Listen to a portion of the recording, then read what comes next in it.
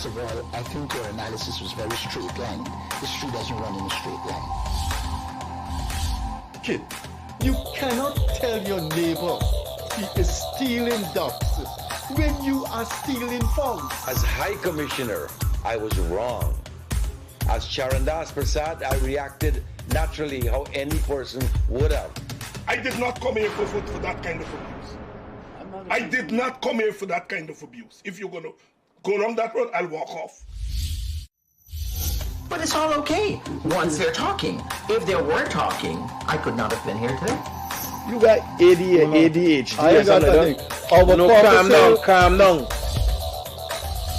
I think I've done enough in terms of taking our team out of trouble from losing. Tomorrow, Taylor. That's good. I'm reading the script now, and the first person that comes to my mind to play a detective, yes, but an erratic detective, is Mickey Rodriguez. Why an African slap an Indian? Why a man and slap a woman? Look, good, how you deal with that? You deal with that. We must encourage platforms like this because it brings together different people and allows for discussions to take place in our country on a multiplicity of fundamental issues. Kingdom, you apologizing for something you think I did is wrong. I don't want you to do that, and you should not have done that.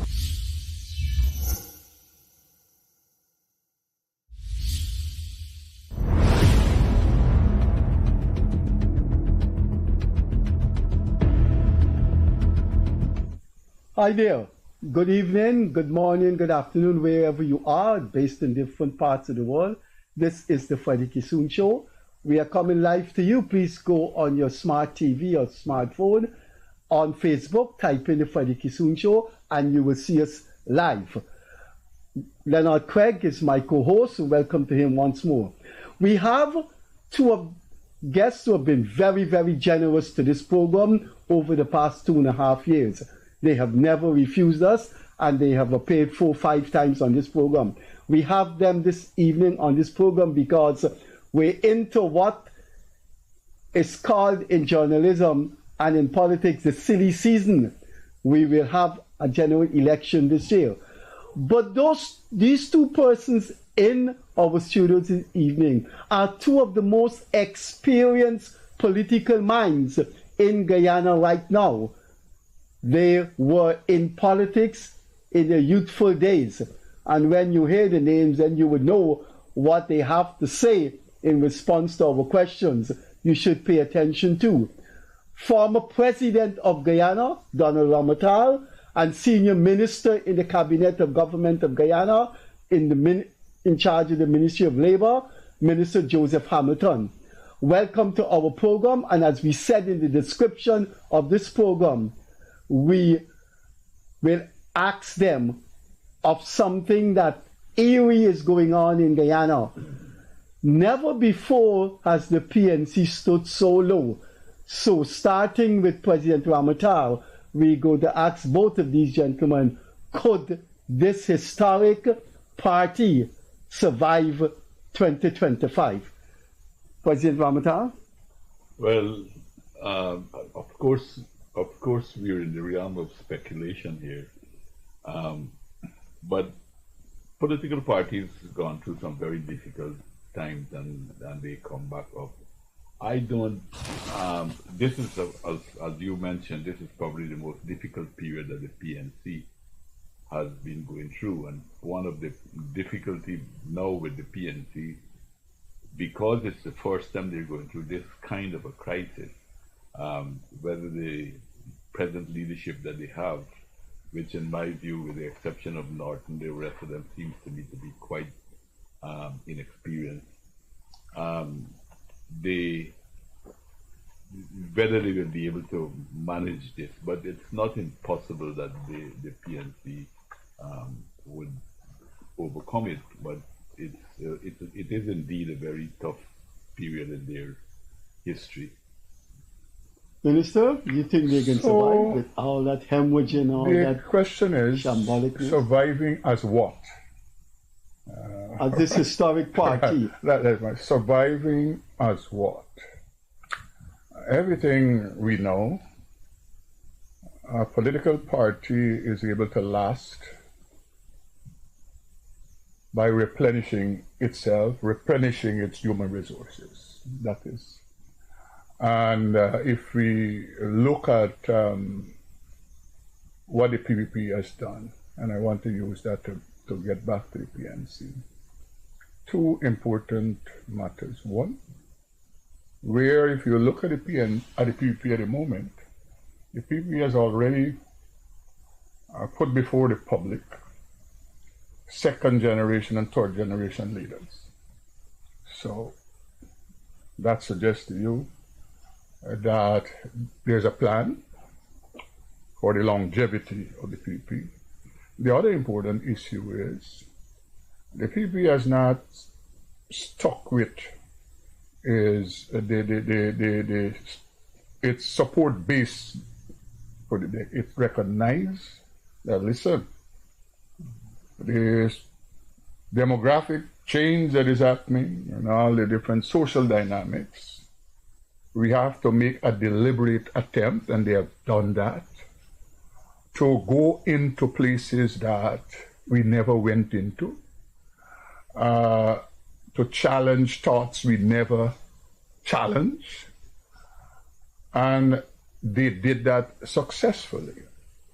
And we are around long enough to know that, and Donald would have experienced some places going in there to keep a political meeting was a no-no. So that's the first issue. Secondly, if you attempt to do it, you have to navigate through bottles and bricks and stones. Those are real things, right up to 2011, 2015. I had this experience where one of the activists of the PNC APNU was about to light a PPP comrade afire, already throw gasoline on him. If one of our comrades didn't have a firearm on him, that would have been a tragedy. So, because they marked out these places that you must not and should not go. That has changed. Every place in this country, the PPP presently, they have a presence. So there isn't any constituency or any stronghold or any barracks.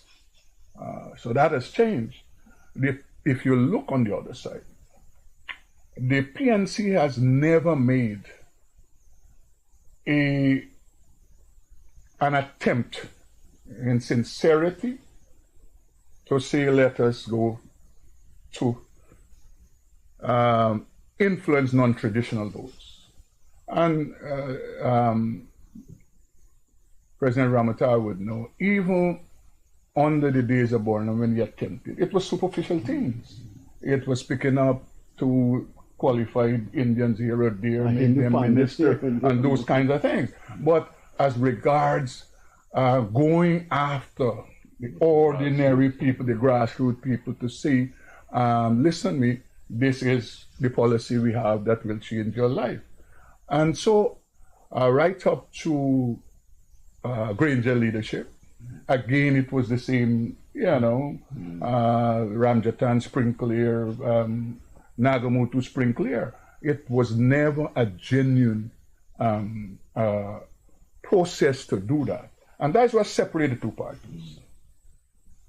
And that is the reason why I started off by making the point, yes, the PNC will survive, but the question is, as what? What are you surviving as? Are you surviving? Political parties, you form them because you have ideas to run a state. That's why we form political parties, to get government. It's not a pageant.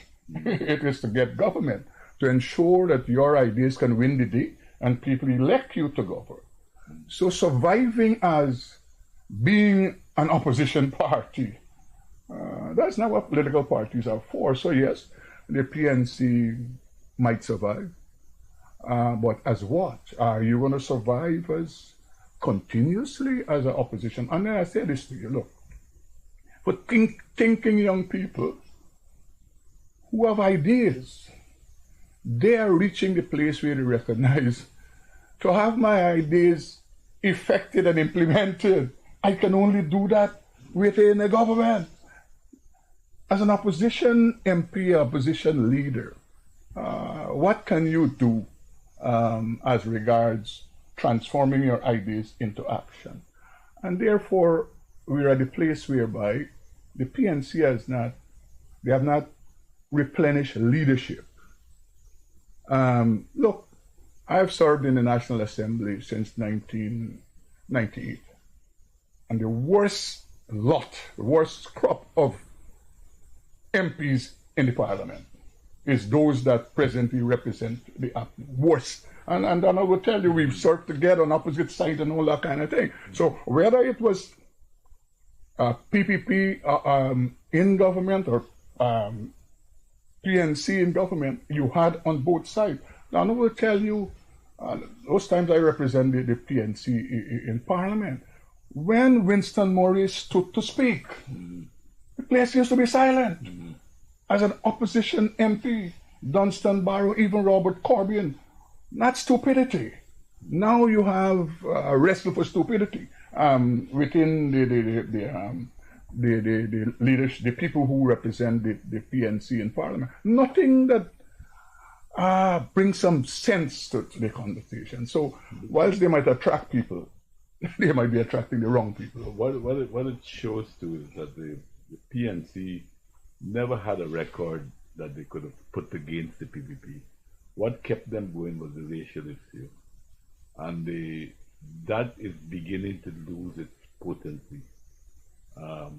Because I think everyone is seeing very, very clearly that the PPP has never had any policy for one race of people. They always had a national policy. And this has been a long struggle to break the back of racism in our country. In 1964, after the PDP left office, in December of 1964, in January of 1964, Dr. Jagan wrote an article in the Thunder saying that we have to break the back of racism. By then he had given up the idea, because remember, more than once he offered half of the government to the PNC, to Barnum. But they had already had a deal with the British and Americans and so forth.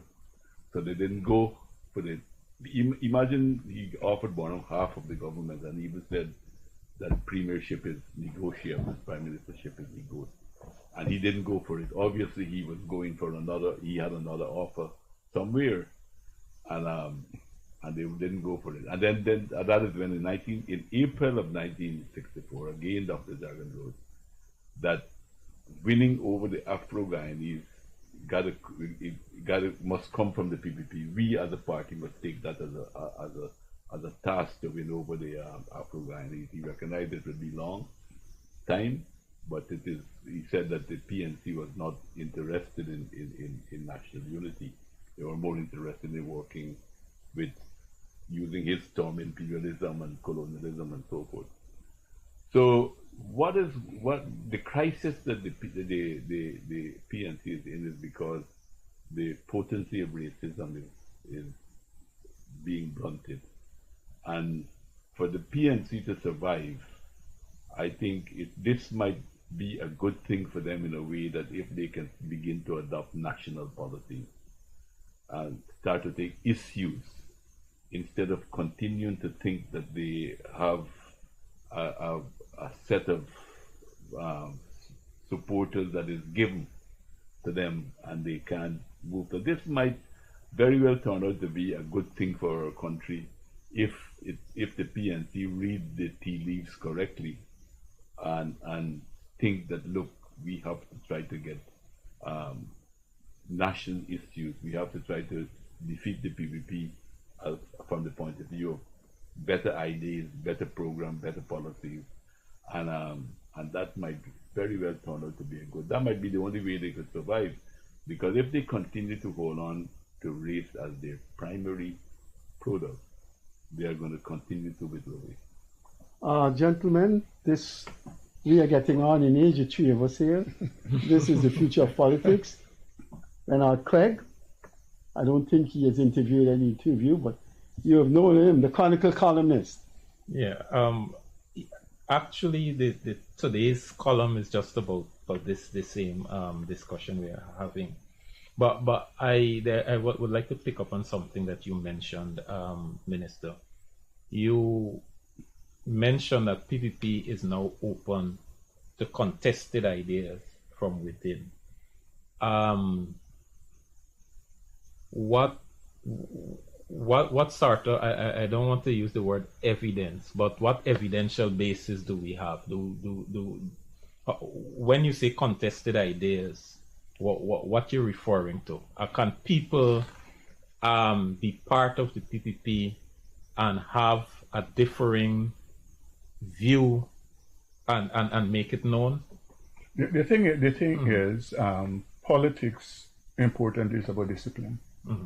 When you join a team, you're giving up some of your independence, personal thoughts, and all that kind of thing.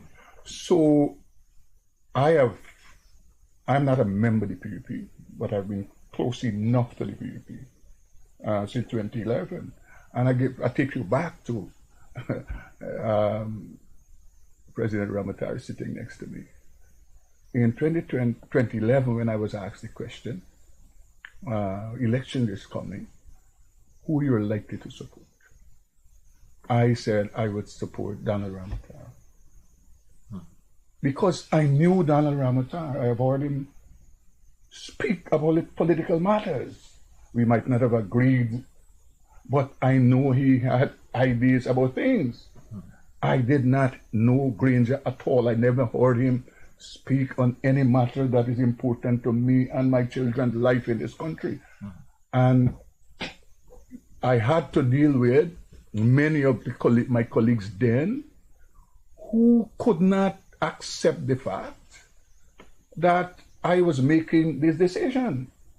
And I recall, taking you back there and bring you up, I recall sitting with people who I would say brilliant people at a colleague house at the time, spending a half a day. And the debate was why I made the choice I have made. And we spent 4 hours, and they could have never said to me why I must support Granger other than my foreparents and his foreparents came on the slave ships. We came, you understand me? They couldn't say, okay, because of this idea that is important to national development, that is important to develop Guyana. It was all about because he's a black man like me. And, I ended the conversation by saying, if at my age, that is how I will make a decision, my grandparents will turn in their grave. They'll be annoyed that they sent me to school. And I think that is happening so much with so many people of African origin in this country. So within the PPP itself, and again I could take 2011, former President Donald Rapan will tell you, there was a lot of cantankerous debate after the one-seat majority issue. 2015 again. And in that debate, me and others not being PPP members, we sat at the same table, paying attention to all the issues and being as frank as ever. And therefore, that showed the maturity of the PPP, because the decision could have been made, and listen, only us in the executive can discuss these matters that are important to the internal dynamics of the party and how we will go forward from here. And so that informed me that the PPP was prepared and ready to listen to ideas and thoughts and to pay attention to people that are not a party card-bearing member or executive member, but as a supporter of the People's Progressive Party. And that has been my experience right through. Putting the manifesto together, I sat with several young and not so young Afro professionals around the table discussing. They weren't PPP members. The first time I know you thought he's sitting as a dean, a UG dean, but we're discussing national politics, PPP in government, what we will do. And him, I remember the old guy used to run in the early days when the engineer at the Damaraba Bridge, Joe Holder, was part of, and other names of people. They had nothing to do with politics per se, nothing to do ever with the PPP, but they were invited to the same table with the executive leadership of the PPP and persons who at that time were supporting as civic members the PPP. One of the geniuses of Jagan was he was for alliances and so forth, because I know after the PCD talks collapsed, after he had offered Roger Luncheon as the presidential candidate and they refused and they collapsed, and then he moved with this idea of inviting non-PPP people to join the party's list.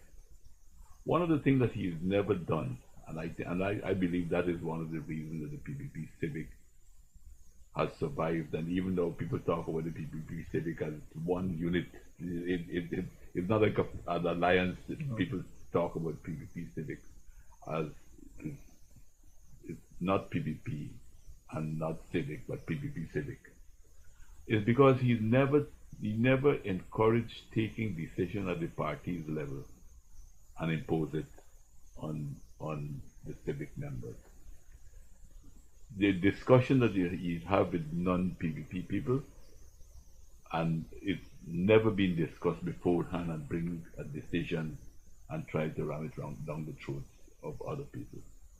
And that methodology that he developed, not using his party apparatus, the state apparatus, to take decision and push it down other people's throats, but to contest ideas and discussing with people, convincing them if they don't agree. And he was a powerful debater.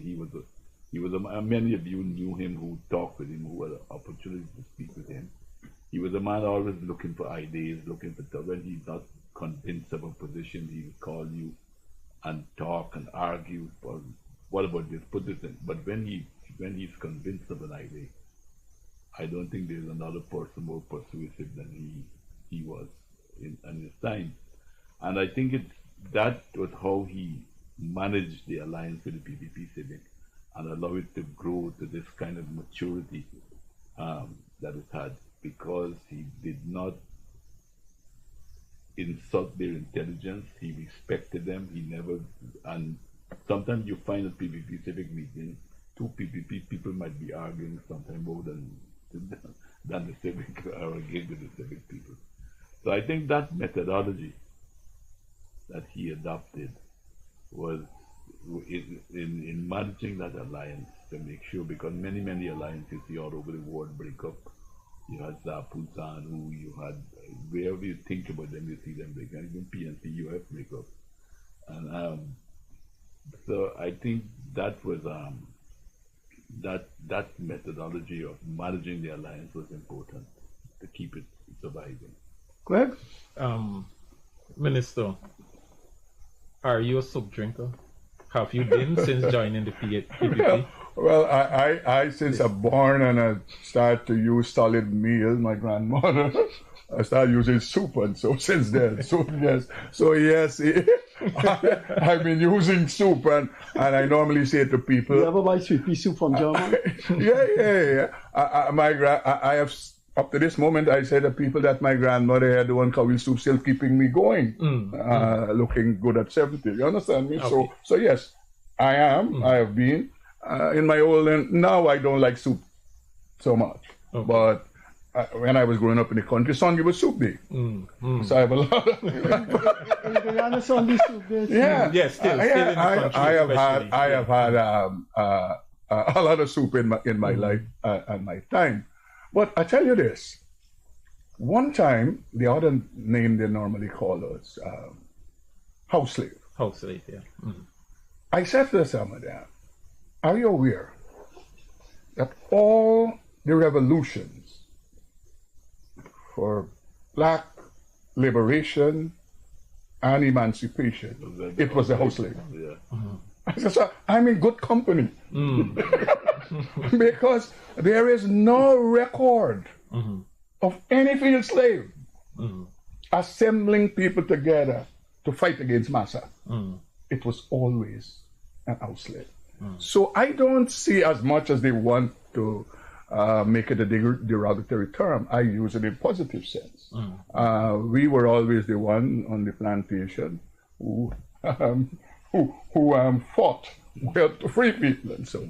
Well, I tell you this, look, the PNC dilemma is this. One of the things, we focus a lot on race in politics, but a driver of political discord in this country is the class issue. So you have the so-called middle class, black middle class that is here, who believe they have divine right to govern this country. And they see the ordinary working class Afro-Guyanese persons as cannot bother to ensure that they get power. And so that is the animal in the room. Yes, sometimes it slips into race, and they're the ones more than anyone else who utilize the racist conversation. And if we go back to the PNC earlier, President Ramatar was making the point. You cannot say you're a national party, and if there's an issue in Annandale, you're not seen there. And the similar issue just across the Silent Dam at Buxton, you're seen there. And that's their problem. They are yet to determine, even up to this late day after 60-something years, whether they're a national party or they're a black power movement. Or that is the PNC dilemma. You have people dislocated that are squatting illegally. They wouldn't show up if it happened at Luzakdan. That they're trying to regularize squatters. But if it happened at Ansgrove, they will show up. And people are seeing the optics. That is national party. And so for persons who are not Afro-Guyanese, when they look at you, they say, wait, I had the same problem last week. You all didn't show up there. And even right-thinking and objective Afro-Guyanese, they see that as an offensive thing. You can't present yourself as a national party and whatever is transpiring in the indigenous community, you wouldn't even speak about it. They also have another problem too. I think because their emphasis is on race and because their emphasis is trying to hold Afro-Guyanese to the PNC, many of their decisions are anti-developmental. For instance, the situation that arose in Boca recently, where people were squatting on government reserves. Indeed, they were there for a while. But now you wanted it for something that would benefit them too, benefit not only them, but benefit the whole country. And you're not using brute force just like that. You're not being unreasonable. You're recognizing that they were there, compensating them, moving them, and so forth, for a general betterment. The PNC found themselves opposing that. So people see those things, that a lot of their positions would find themselves in a very anti-developmental type of position that would affect the development of individually and collectively affect the development of the nation. So that is part of the and then also they try to use some of these things to inflame sentiments in order for what? To hold back progress. But when sentiments die down and people become rational, they begin to see that what these people are doing is totally wrong. President Ramatar, you are a country boy, so to speak, from the islands. Not the island, not the mainland, the west bank of the river. I thought you were from one of the islands. Carry? Carry is on the main west bank of the okay. All right, sorry. Most people think you from one of the islands in the Essequibo. No. Honestly, I thought so too. No, I thought you were from one of the islands. The village is called Carrier. Oh, okay. All right, so the question I want to ask you, how does a country boy from Region 3, from Carrier, come through the party, rise to the highest office of the land? How take us through your journey. Well, I came to Georgetown in 1966. I was just over 16 years old. Well, I came to school first in Georgetown because my father sent us to school in Georgetown, so we used to go home and so forth. That's why I think from a pretty early age, I developed a pretty strong political consciousness. Because my school was St. Andrews, which is just opposite the Parliament. I used to walk from Princess Street there to go home to lunch and come back to. I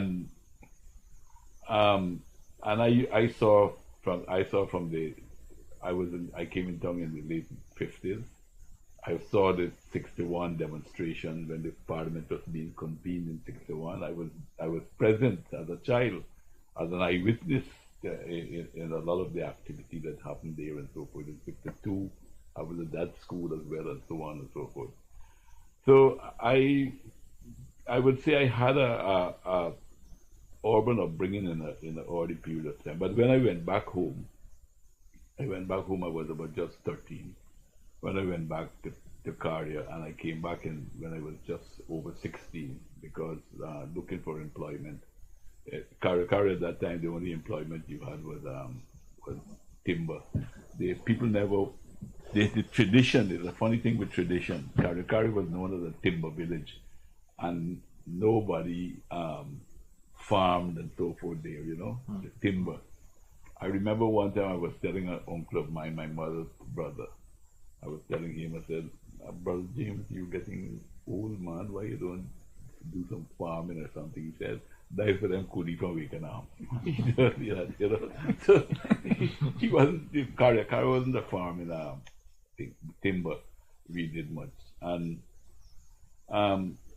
so when I came back to Georgetown I was, at a very young age, my father was a strong PPP man. That probably helped me too. And he used to subscribe to newspapers, and including the Mirror. But we didn't used to get it every day. We used to get it when we come to Wakenham and we collect our mails and so forth. So you get it papers whole week, or if it didn't come the week, you get it in 2 weeks, you get it papers. And I used to look forward to reading, as a young boy, 12, 13, reading Dr. Jagan's Street Talk column. And it showed you what a fantastic communicator he was, because as a child at 12 and 13, reading his Street Talk, I got a very good idea of the politics and a great understanding, and I thought he was always right.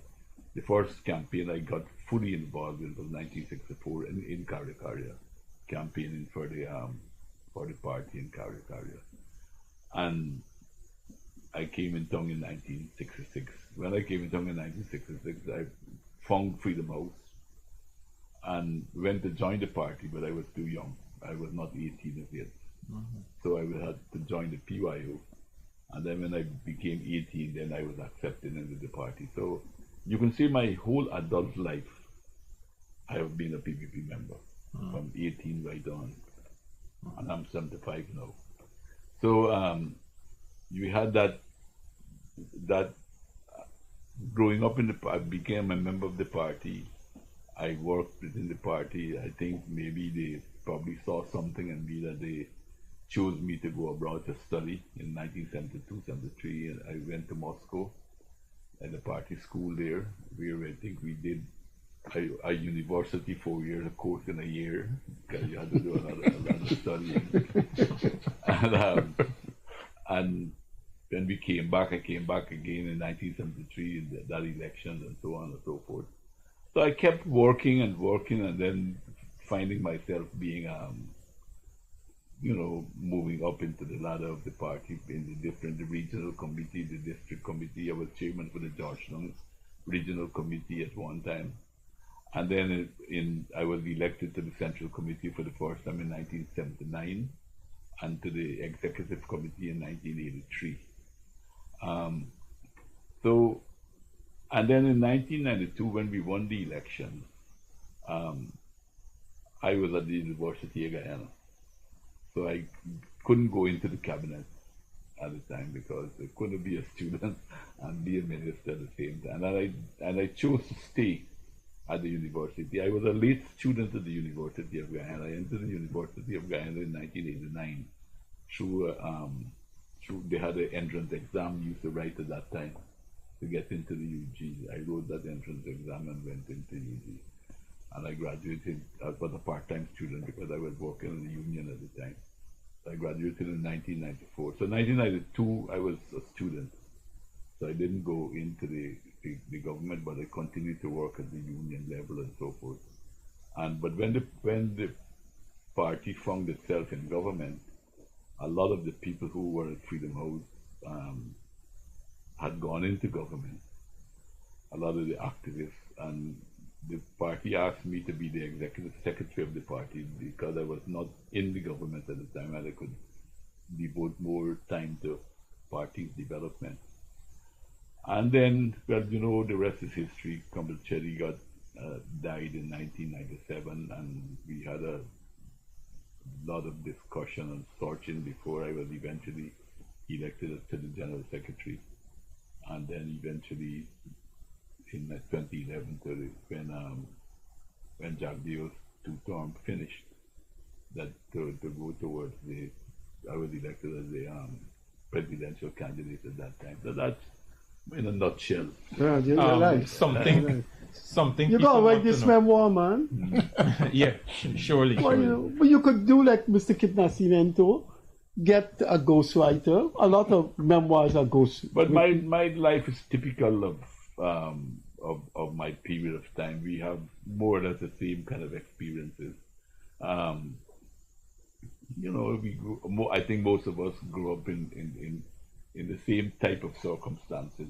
In Georgetown, I grew up in a working class area in Wortmanville. I was living in 38 Princess Street, Wortmanville. Of course, that's where I was born. So I grew up there in Georgetown until I got married in 1974. I moved to Alberton, and so I know Georgetown pretty well because I grew up in the working class area in Georgetown, not in the middle area. Can we speculate? Look, we started this program with the consensus that the PNC is at the slowest ebb since it emerged as a separate party in the 50s. If under Corbyn, the PNC wasn't so down and out, and they lost 5 seats in 2006, what's the speculation? Is it possible that they can really go into a downslide in November if the election is in either October or November? Is it possible with the 30 seats they have, they could get a reduction of about 10, 15? But the thing is, though, right now you cannot properly discuss whether the seats are PNC or whether they're coalition APNU seats. So that's the first issue, right? Those paper organizations and APNU. No, the seats in Parliament are a coalition seat, right? Coalition seats. So now, if basically they got up to the 31st, they got some end date as to whether they will collate or not collate, and whether the PNC will go it on its own. So it is the first time in a long time the People's National Congress itself will be contesting elections. Because if you go back, it was all kind of permutations coming down right up to the coalition, right? So The question is whether they will do better or worse. They can't do better. No, better as regards PNC. I'm putting it in context as the 31 seats they have is not solely PNC seats, so to speak, because that was they are seats of a coalition of parties, right? So, as PNC, whether they can do better or worse than what you took us back to. The thing is, I would say this to the PP Civic, and just yesterday, the General Secretary said the same thing. Now listen, the People's Progressive Party Civic is not arrogant. We know that to win you have to work. And we are not taking anything for granted to say, because a man is weak, I will not continue to be strong and stronger.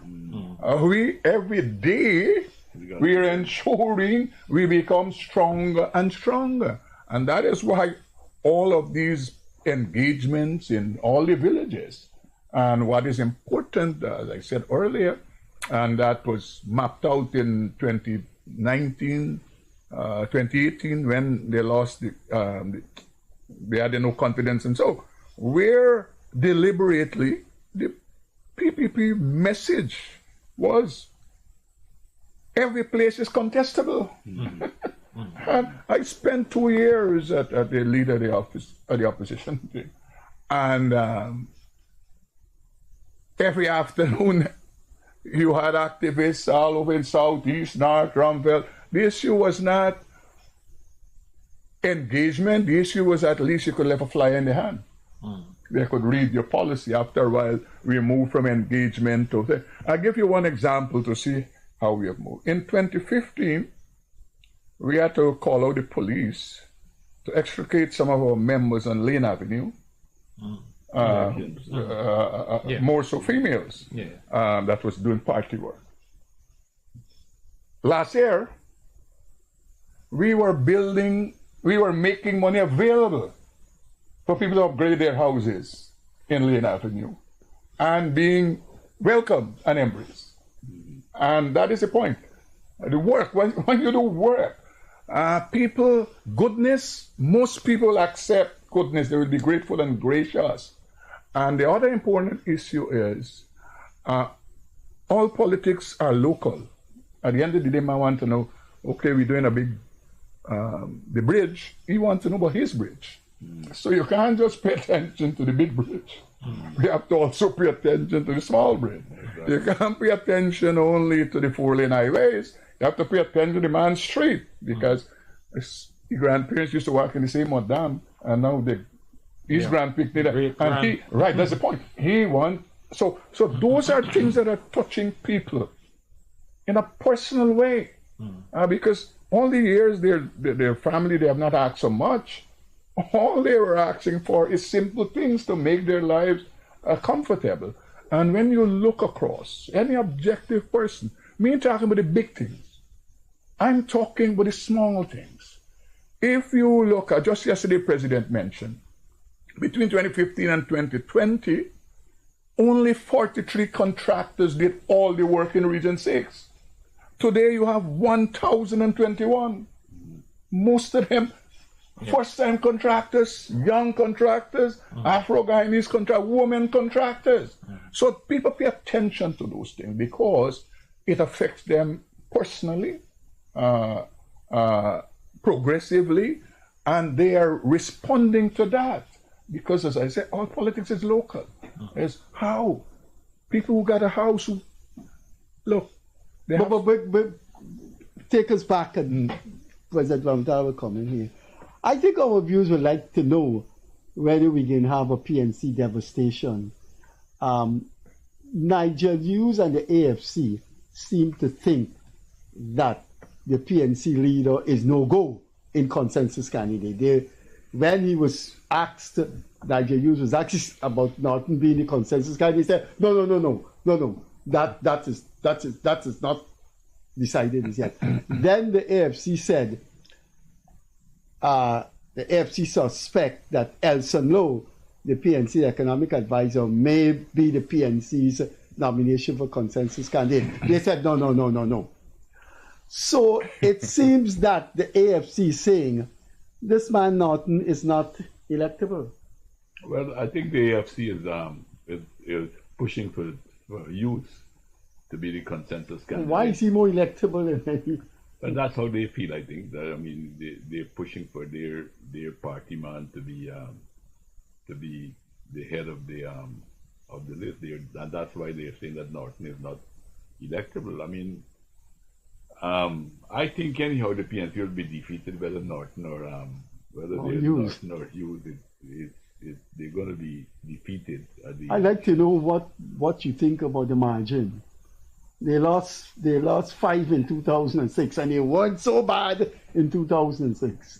I don't know. I mean, the last local government election has given us an idea that the PPP support has increased in every area, and that is that gives you an idea, and if that translates into the national election. And over the period of time from the local government election, so much more was done. And so many more people are coming to the realization that this government is equal opportunity. There's no discrimination. That's part of the problem with the PNC too. They keep crying about discrimination and so forth, but they can't point to anything specific.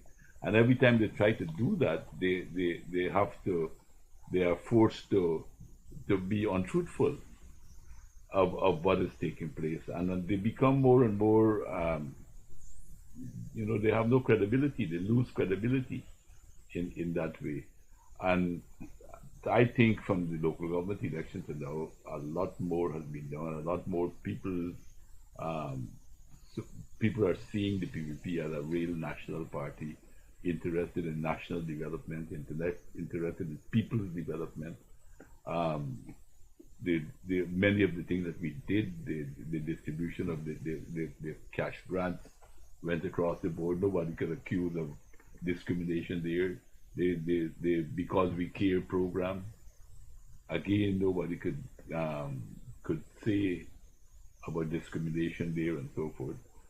But still the PNC continues to say these things and makes them more and more discredited in the eyes of people.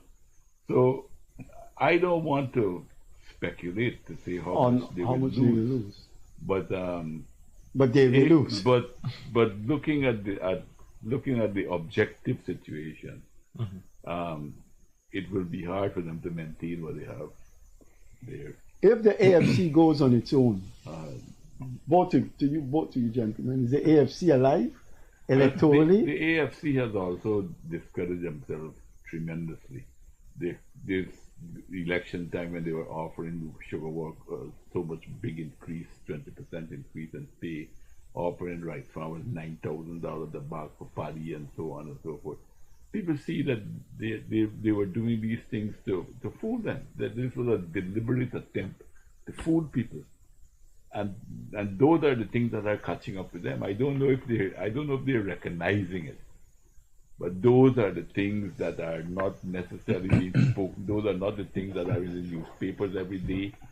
But those are the things in ordinary people's minds that are undermining the opposition party. And that is why I'm hoping that it could turn into a good, that it could force those parties to move as the PPP did, has never compromised itself to saying that it is only in looking after. But let me stop you there. After you said they will lose, and I think I know what Minister Hamilton would say.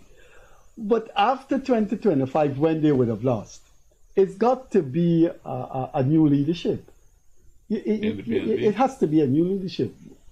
Well, the thing is, Freddie, look, there has to be a new leadership to get what? I mean, Freddie, look. Throw up the dice, mix it up on something. Who? You understand me? Who? I just told you that the worst set of people I ever see in Parliament, being there 26 years, is this group. And the young ones are wilder than the older ones. They just get up and they say anything, you know. So the question is, who could they after the electoral devastation in 20 before quick comment, could they then go back to Greenwich, Granger? Could they? Is that possible? Again, Freddie, look, people have seen these things already, you know. You don't play back the same. People, the same thing people have seen. We have seen. I tell you, you know, whilst you pay attention to, and I'll pay attention to the local government elections, let us reflect. Why Mingo was seeking to rig the elections on behalf of the PNC APNU is because... No, we got to be careful. Suppose he sues. Huh? Mingo, he said, why Mingo trying to rig the election? Okay, why officials in the GCOM, they were trying to rig the elections in favor of the coalition? You know what happened? Look at the electoral results. In government, the PPP out of government increased their votes in Georgetown by over 11,000 votes, from 59,000 to 80,000. And that's when they knew they lost the elections. That's the reason why they were so sure that they had the people there, their collaborators there, bring forward the election results for Georgetown. Because remember, the last time they had 100 and something votes and we had 59. They were so sure. But PPP votes increased by 11,000. Their vote increased by 1,500. And right away they knew that they lost the elections. Correct. And that's the reason why, if you note, the numbers they were finger dangling with is East Bank and East Coast. So the point I'm making is that the change, as Donald mentioned, started to happen even whilst they were in government. The transformation of people. Because they had an opportunity and they squandered it. In government, I mean, squandered it I think terribly. the worst type of corruption took place in that 5 years. The people forget about that. They don't talk about it. But I mean, when you rent a house in Albaistown for $14 million a month. That pharmacy there. The pharmacy place. And that's only one thing. I mean, some of the things were horrendous that took place under the PNC. So I believe the mentality of the PNC is that they felt that if once they get back in government, they were not coming to come out. Regardless what they're doing. Because they had planned to rig. From the very beginning, they get in government, we're not coming out, we're going to rig the election, we're going to stay in power. They ain't looking to get it by support of the people. How else do you explain that the first thing they did in government was increase their own salaries? And then lied about it. What other explanation you can give that they had intended from the inception? The plan was we can keep the elections and they got no more free and fair elections. We can keep elections, we can stay in government forever. Therefore, we can do what we like. Increase the salary. 50% increase in salaries for ministers and all these kind of elaborate things. Look at the Congress is pointing out in the budget that you can look in the budget and look at how much money they got for what? For meals and dietary stuff. Bigger than some ministries and so forth. So who would do that? If you have to work to get back into government. If you have to win people to get back, would you do those things? So it's very clear to me that the plan was from the inception to steal the election. All right, President Ramasar, I will like to ask you a question, take you back to your tenure. Just before the no confidence motion was threatened and Parliament was prorogued, the AFC made an offer to the PPP while you were president to say, get the Public Procurement Commission going, and we will haul off the no confidence. Two questions. What was the thinking of the PPP then, and do you think the PPP have any regrets? Not regrets to not agreeing with that, because the evidence was very clear that they were using every single thing to bring down the government. One, how do you explain that before they had the one-seat majority in the parliament, that every year or whenever the anti-money laundering bill came to the scene, they voted for it. But the moment they got a one-seat majority, they voted against it. And they were going at the heart of your economy there. They were going at your financial sector of the economy at the time. They voted against it a mile of all, and lied about it, that it was going to bring a big debt to the people, when the whole arrangement was a boat arrangement. Not a single debt would have been incurred by the state. So they were withdrawing from everything, even the agreement we had with them in 2012 with the budget, when they asked me to let us talk about the budget, and we started to make concessions to the budget. That's AFC specifically, not AFC. That's the opposition. Yeah. And so they wanted to have wanted to use, particularly the position that we were in at the time with a minority in the parliament.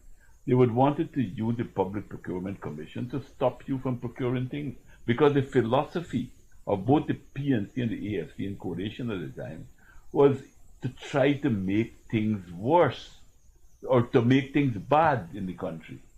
And their mentality was, if things become bad, it will increase their political fortunes. That is their thinking. And that is why they were voting against every developmental thing that you can think about.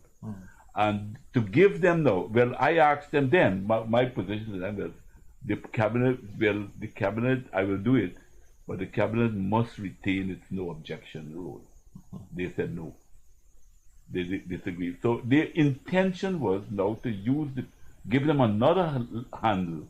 I would have been giving them another handle to frustrate the development of the party. They voted against the budget, salaries for people, development programs, Amerindian ministry, all of these things they voted against. I mean, do you think that me giving them that extra leave in the hand, you think they would have been any different? They would have been choking me more. Okay. Yeah. Right. No. I just asked the question for perspective for the viewership. Yeah. One other question. The PPP during that time has ever considered some sort of a, if not a coalition arrangement,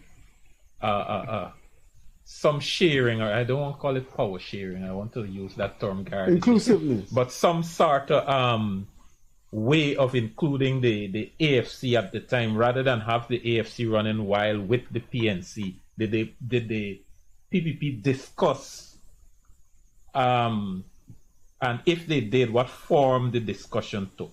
I'm not asking if you approached the AFC, but did you consider it? Or that's too much private information? No. If you look at my speech at the opening of Parliament in 2012, January of 2012, I think, I said that we were in a new situation. These were uncharted waters we were in. But that's only for us.